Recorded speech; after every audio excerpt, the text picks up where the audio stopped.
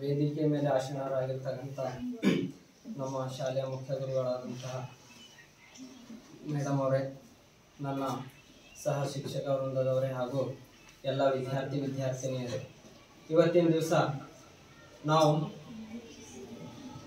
ರಾಷ್ಟ್ರೀಯ ಬಾಹ್ಯಾಕಾಶ ದಿನವನ್ನು ಆಚರಿಸ್ತಾ ಇದ್ದೇವೆ. ಈ ಒಂದು ದಿನವನ್ನು ವಿಶೇಷವಾಗಿ ಯಾಕೆ ಆಚರಿಸ್ತಾ ಇದ್ದಾರೆ ಅಂಥೇಳಿ ಮೇಡಮ್ ಅವರು ಕುಲಂಕುಷವಾಗಿ ಒಂದೊಂದಾಗಿ ನಿಮ್ಮೆದುರಿಗೆ ಹೇಳಿದ್ದಾರೆ. ಅದರಲ್ಲೇ ನಾನು ಸಹಿತ ಒಂದೆರಡು ಮಾತುಗಳನ್ನು ಆಡಲಿಕ್ಕೆ ಇಷ್ಟಪಡ್ತೇನೆ. ಮೊದಲಿಗೆ ಎಲ್ಲರಿಗೂ ರಾಷ್ಟ್ರೀಯ ಬಾಹ್ಯಾಕಾಶ ದಿನದ ಶುಭಾಶಯಗಳನ್ನು ಕೋರುತ್ತಾ, ನಮ್ಮ ದೇಶ ಮಾಡಿರುವಂತಹ ಸಾಧನೆಗಳನ್ನು ಹೇಳಲಿಕ್ಕೆ ಬಹಳ ಸಂತೋಷ ಮತ್ತು ಖುಷಿಯ ಒಂದು ಸಂದರ್ಭ ಇದಾಗಿದೆ. ಸಾಧನೆಗೆ ಅಸಾಧ್ಯವಾದದ್ದು ಯಾವುದಿಲ್ಲ, ಆದರೆ ಸಾಧಿಸುವ ಛಲ ಮಾತ್ರ ನಮ್ಮಲ್ಲಿ ಇರಬೇಕು. ಅಂದಾಗ ಮಾತ್ರ ನಾವು ಯಾವುದೇ ಕಷ್ಟಕರ ಕೆಲಸಗಳನ್ನು ಸಹ ಬಹಳ ಸುಲಭವಾಗಿ ಮಾಡಬಹುದು. ಈ ಒಂದು ಸಾಧನೆ ನಮ್ಮ ದೇಶ ಮಾಡಿ ಇಡೀ ಜಗತ್ತಿಗೆ ತೋರಿಸಿದ್ದು ನಮ್ಮ ಕಣ್ಣೆದುರಿಗಿದೆ. ಈ ಒಂದು ಸೌಭಾಗ್ಯ ನೋಡೋದು ನಮ್ಗೆ ಸಿಕ್ಕಿದ್ದು ತುಂಬಾ ಅದೃಷ್ಟವಾದದ್ದು. ಆತ್ಮೀಯರೇ, ನಾವು ಇಂದು ನಮ್ಮ ಸರ್ಕಾರಿ ಉರ್ದು ಪ್ರೌಢಶಾಲೆಯಲ್ಲಿ ಅಂತಾರಾಷ್ಟ್ರೀಯ ಬಾಹ್ಯಾಕಾಶ ದಿನವನ್ನು ತುಂಬಾ ವಿಜೃಂಭಣೆಯಿಂದ ಆಚರಿಸುತ್ತಿದ್ದು, ಇದರ ಕುರಿತು ನಾನು ಒಂದೆರಡು ಮಾತನಾಡಲು ಬಯಸುತ್ತೇನೆ. ಆತ್ಮೀಯರೇ, ವಿಜ್ಞಾನ ಮತ್ತು ತಂತ್ರಜ್ಞಾನದಲ್ಲಿ ಜಗತ್ತಿನ ಹಲವು ರಾಷ್ಟ್ರಗಳು ತಮ್ಮ ಮೂಲಕ ಸಾಧನೆಗಳನ್ನು ಮಾಡಿವೆ. ಅದರಲ್ಲಿ ಭಾರತ ಸಹ ಯಾವತ್ತೂ ಹಿಂದೇಟು ಹಾಕಿಲ್ಲ.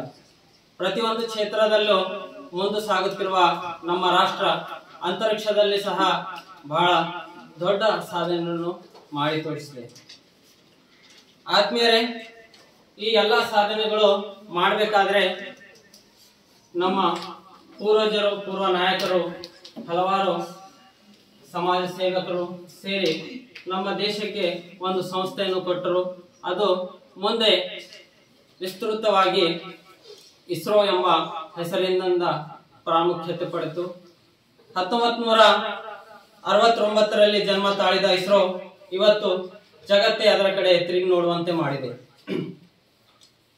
ISRO Indian space research organisation ಭಾರತದ ಬಾಹ್ಯಾಕಾಶ ಸಂಶೋಧನಾ ಕೇಂದ್ರ. ಈ ಸಂಸ್ಥೆ ತನ್ನ ಮೂಲಕ ಹಲವಾರು ಸಾಧನೆಗಳನ್ನು ಮಾಡಿದೆ. ಅದರಲ್ಲಿ ಕೆಲವೊಂದು ಸಾಧನೆಗಳು ಸ್ಪೇಸ್ ಕ್ರಾಫ್ಟ್ ಮಿಷನ್ಸ್. ಇವು 111 ಮಿಷನ್ಸ್ ಗಳನ್ನು ಭಾರತ ಹಾರಿಸಿದ್ದು, 80 ಲಾಂಚ್ ಮಿಷನ್ಸ್ಗಳು, ಅದೇ ರೀತಿ 12 ಸ್ಟೂಡೆಂಟ್ಸ್ ಸ್ಯಾಟಲೈಟ್ಸ್ ಗಳನ್ನು ಹಾಗೂ 2 ರೀ ಎಂಟ್ರಿ ಮಿಷನ್ಸ್ ಗಳನ್ನು ಇಡೀ ಜಗತ್ತಿನಲ್ಲಿ ಮೆಚ್ಚುವಂತೆ ಲಾಂಚ್ ಮಾಡಿದೆ. ಅದೇ ರೀತಿಯಾಗಿ ಬೇರೆ ಬೇರೆ ದೇಶದ ಅಭಿವೃದ್ಧಿಗೆ ಅವರ ಸಹಾಯಕ್ಕಾಗಿ ನಮ್ಮ ದೇಶದಿಂದ ಸಹಾಯ ಪಡ್ಕೊಂಡು 342 ಫಾರಿನ್ ಸ್ಯಾಟಲೈಟ್ಸ್ ಗಳನ್ನು ಹಾರಿಸಲಾಗಿದೆ. ಸುಮಾರು 30ಕ್ಕೂ ಹೆಚ್ಚು ದೇಶಗಳ ಸ್ಯಾಟಲೈಟ್ಸ್ ಗಳನ್ನು ಹಾರಿಸಲು ನಮ್ಮ ದೇಶ ಬಾಹ್ಯಾಕಾಶ ಸಂಸ್ಥೆ ನೆರವಾಗಿದೆ. ಅದೇ ರೀತಿ ಇಸ್ರೋ ಸಹಕರಿಸಿದ ಇಸ್ರೋದಿಂದ ಹಾರಿದ ಮೊದಲ ಉಪಗ್ರಹ ತಮಗೆಲ್ಲರಿಗೂ ಗೊತ್ತಿರುವಂತೆ ಆರ್ಯಭಟ. 1975ರಲ್ಲಿ ಇದರ ತೂಕ 300 kgಕ್ಕಿಂತ ಹೆಚ್ಚಿಗಾಗಿತ್ತು. ಇಸ್ರೋ ತನ್ನ ಕಾರ್ಯ ಸಾಧನೆ ಹಲವಾರು ಉಪಶಾಖೆಗಳನ್ನು ನಿರ್ಮಿಸಿದೆ. ಇಸ್ರೋ ಬಹಳ ವ್ಯಾಪಕವಾದಂತಹ ದೊಡ್ಡ ಸಂಸ್ಥೆ ಆಗಿರೋದ್ರಿಂದ ತನ್ನ ಅನುಕೂಲಕ್ಕೆ ತಕ್ಕಂತೆ ಹಲವು ಸಣ್ಣ ಶಾಖೆಗಳನ್ನು ಸಹ ನಿರ್ಮಿಸಿದೆ. ಅವು Vikram Sarabhai space centre Thiruvananthapuram, liquid propulsion centre, system centre Thiruvananthapuram ಮತ್ತು Bengaluru, physical research laboratory Ahmedabad, ಅದೇ ರೀತಿ ಸೆಮಿ ಕಂಡಕ್ಟರ್ ಲ್ಯಾಬೊರೇಟರಿ ಚಂಡೀಗಢ ಮತ್ತು national atmospheric research laboratory Tirupati, space application centre Ahmedabad. ಎಲ್ಲಕ್ಕಿಂತ ಮುಖ್ಯವಾಗಿ ಇಸ್ರೋ ಈಗಿನ ಹೆಡ್ ಕ್ವಾರ್ಟರ್ ನಮ್ಮ ಬೆಂಗಳೂರಿನಲ್ಲಿದೆ. ಇಸ್ರೋನ ಪ್ರಸ್ತುತ ಮುಖ್ಯಸ್ಥರು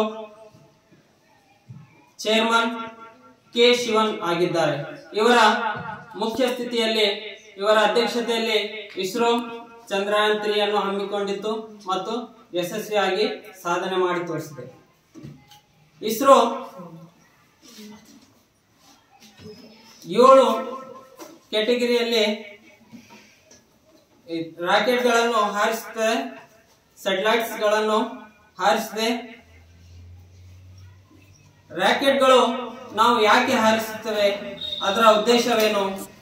ಸ್ಯಾಟಲೈಟ್ಸ್ ಗಳನ್ನು ರಾಕೆಟ್ಗಳ ಸಹಾಯದಿಂದ ಅಂತರಿಕ್ಷದಲ್ಲಿ ಕಳಿಸಲಾಗುತ್ತದೆ. ರಾಕೆಟ್ ಸ್ಯಾಟಲೈಟ್ ಗಳನ್ನು ಒಯ್ದು ಅಂತರಿಕ್ಷದಲ್ಲಿ ಯಶಸ್ವಿಯಾಗಿ ಬಿಡಲಿಕ್ಕೆ ಸಹಕಾರ ಮಾಡುತ್ತವೆ. ಹಾಗಾದ್ರೆ ರಾಕೆಟ್ಗಳಲ್ಲಿ ಮೊದಲ ರಾಕೆಟ್ SLV-3, ನಂತರ ASLV, ಅದಾದ ನಂತರ PSLV, ಅದಾದ ನಂತರ GSLV Mk2, GSLV Mk3. ಇದು ಭೂಮಿಯಿಂದ 36,000 ಕಿಲೋಮೀಟರ್ ದೂರದಲ್ಲಿ ಭೂಮಧ್ಯ ರೇಖೆಯಿಂದ ಹಾರುತ್ತದೆ ಮತ್ತು ಸುತ್ತು ಹಾಕುತ್ತದೆ, ಭೂಮಿಯನ್ನು ಸುತ್ತುವರಿಯುತ್ತದೆ.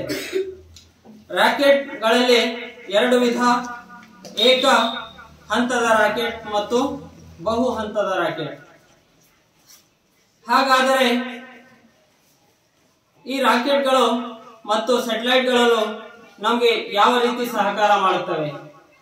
ಇದರಿಂದ ಕೇವಲ ಅಂತರಿಕ್ಷದಲ್ಲಿ ಈ ಎಲ್ಲಾ ವಸ್ತುಗಳನ್ನು, ಮಿಷನ್ಗಳನ್ನು ಬಿಡೋದ್ರಿಂದ ನಮ್ಗೆ ಏನ್ ಸಿಗ್ತದೆ? ಹಲವಾರು ಮಾಹಿತಿಗಳು, ರಿಸರ್ಚ್ಗಳು ಮುಂಜಾಗೃತವಾಗಿ ನಮಗೆ ಮಾಹಿತಿ ನೀಡುವ ಕೆಲಸ ಈ ಸ್ಯಾಟಲೈಟ್ಗಳು ಮಾಡುತ್ತವೆ. ಇವತ್ತಿನ ನಮ್ಮ ಇಂಟರ್ನೆಟ್ ಬಳಕೆ ಆಗಿರಬಹುದು, ದೂರದರ್ಶನ ಆಗಿರಬಹುದು, ರೇಡಿಯೋ ಆಗಿರಬಹುದು, ಈ ಎಲ್ಲಕ್ಕೂ ಸಹಕಾರವಾಗುವುದು ಅಂತರಿಕ್ಷದಲ್ಲಿರುವ ಸ್ಯಾಟಲೈಟ್ಗಳು.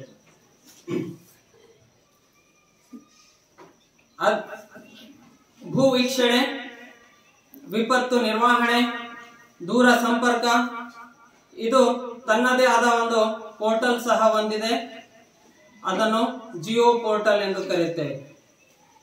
ಇಷ್ಟು ಮಾಹಿತಿ ಇಸ್ರೋ ಬಗ್ಗೆ ನಾನು ನಿಮ್ಮ ಎದುರಿಗೆ ಇಕ್ಕಿದ್ದೇನೆ. ಕೊನೆಯದಾಗಿ ನಮ್ಮ ದೇಶ ಮಾಡಿರುವಂತಹ ಒಂದು ಮಹಾನ್ ಸಾಧನೆ ಯಾವುದು?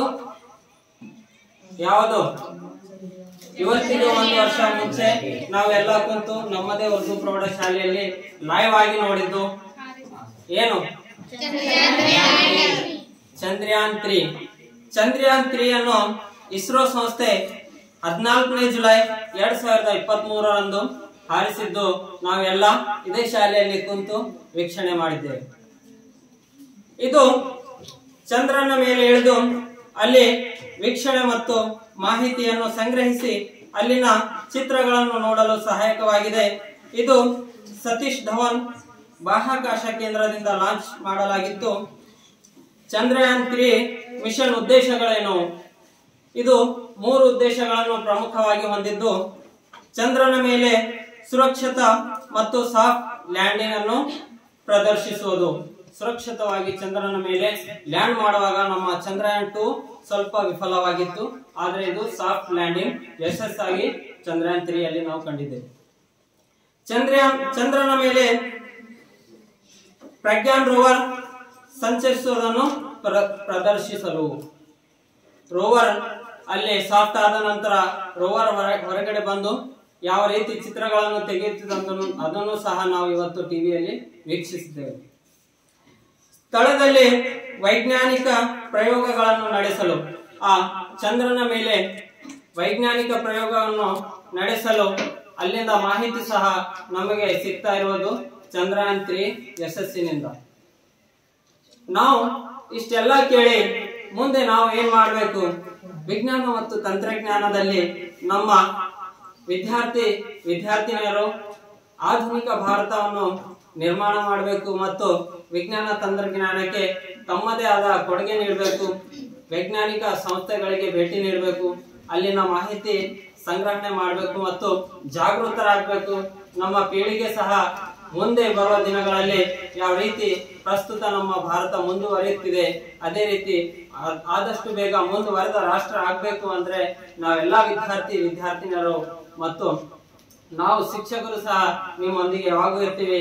ನೀವು ವಿಜ್ಞಾನ ಮತ್ತು ತಂತ್ರಜ್ಞಾನದಲ್ಲಿ ಹೆಚ್ಚು ಮಾಹಿತಿ ಪಡೆದು ಮುಂದುವರಿಯುವ ಕೆಲಸ ಮುಂದಿನ ದಿನಮಾನಗಳಲ್ಲಿ ಮಾಡಬೇಕು ಅಂತ ಹೇಳುತ್ತಾ ನನ್ನ 2 ಮಾತುಗಳನ್ನು ಮುಗಿಸ್ತೇನೆ. ಜೈ ಹಿಂದ್, ಜೈ ಭಾರತ್.